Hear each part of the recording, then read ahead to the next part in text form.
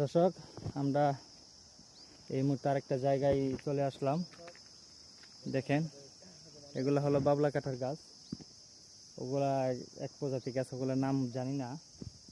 তো এই কাঁটা গাছগুলা ওরা ওমানিরা অনেক যত্ন করে রাখে, এবং কি এই কাঁটা গাছ মরুভূমিতে অ্যাভেলেবেল পাওয়া যায়। তারপরে ওরা কিনে এনে বাড়ির সামনে দরজার সাথে লাগায় রাখে।